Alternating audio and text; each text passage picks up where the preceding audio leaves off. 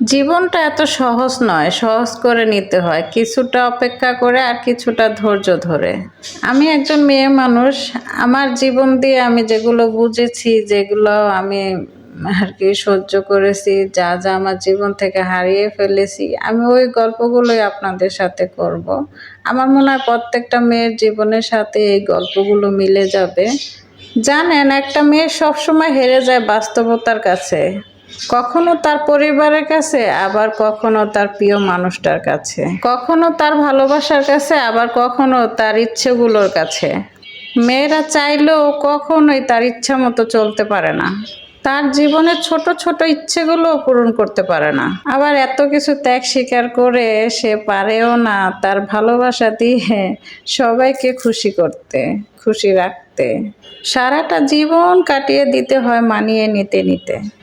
অবহেলা অপমান নিয়েই বেঁচে থাকতে হয় মেয়েদেরকে। আসলে কি জানেন, মেয়েদেরকে সবাই তো নিজের সুবিধা মতো ব্যবহার করে। আর মেয়েরা যার কথা শুনে চলবে, যার কথা মেনে চলবে, তার কাছেই তো সে অনেক ভালো। আর যার কথা শুনবে না, তার কাছে তো দুই চোখেরও মনে হয় কি যে বিষ হয়ে যায়। হোক সে বিয়ের আগে বাপের বাড়ি আর বিয়ের পরে শ্বশুর বাড়ি অথবা স্বামীর বাড়ি, যেটাই বলেন। জানেন, কিছু মানুষের ঋণ আমি কখনোই কোনো দিনও শোধ করতে পারবো না।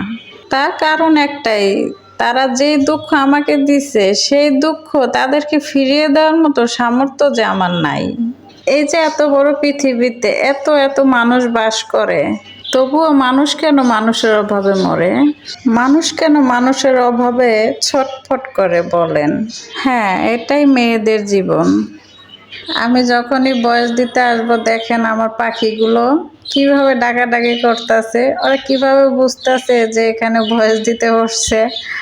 মানে একেবারে অনবরত ডেকেই যাবে, ডেকেই যাবে।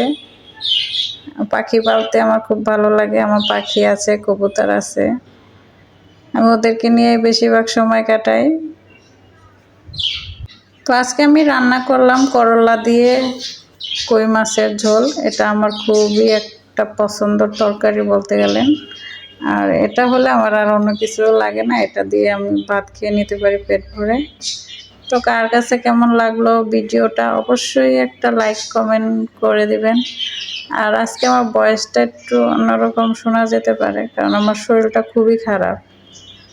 আমি প্রায় 1 মাস যাবৎ অসুস্থ।